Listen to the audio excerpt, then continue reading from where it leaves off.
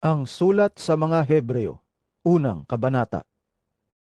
Noong una, nagsalita ang Diyos sa ating mga ninuno sa iba't ibang panahon at sa iba't ibang paraan sa pamamagitan ng mga propeta. Ngunit sa mga huling araw na ito, siya'y nagsalita sa atin sa pamamagitan ng kanyang anak. Sa pamamagitan ng anak ay nilikha ng Diyos ang sanlibutan, at siya ang piniling tagapagmana ng lahat ng bagay. Nakikita sa anak ang kaluwalhatian ng Diyos. Kung ano ang Diyos ay gayon din ang anak.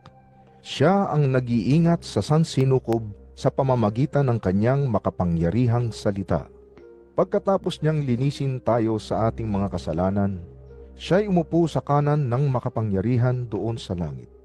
Ang anak ay ginawang higit na dakila kaysa mga anghel, tulad ng pangalan na ibinigay sa kanya ng Diyos ay higit na dakila. Sapagkat kailanmay hindi sinabi ng Diyos sa sinumang anghel, Ikaw ang aking anak. Mula ngayon, ako na ang iyong ama. ni hindi rin niya sinabi sa kanino mang anghel, Ako'y magiging kanyang ama, at siya'y magiging aking anak.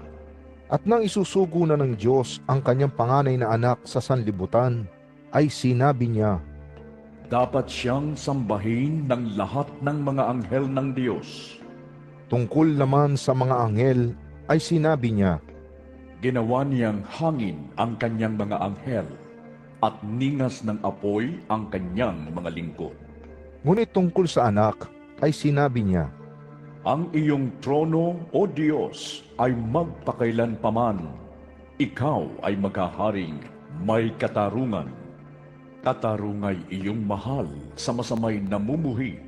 Kaya naman ang iyong Diyos, tanging ikaw ang pinili. Higit sa sinumang hari, kagalakang natatangi. sinabi pa rin niya, Panginoon, nang pasimulay nilikha mo ang sanlibutan, at ang mga kamay mo ang siyang gumawa ng kalangitan. Maliban sa iyo, lahat ay lilipas, at tulad ng damit, lahat ay kukupas. At ililigpit mong gaya ng isang balabal, at tulad ng damit, sila'y papalitan.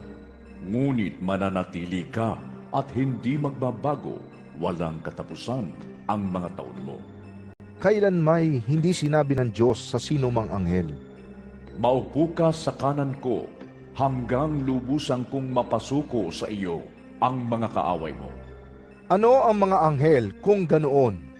Sila'y mga espiritong naglilingkod sa Diyos at mga isinugo upang tumulong sa mga magkakamit ng kaligtasan.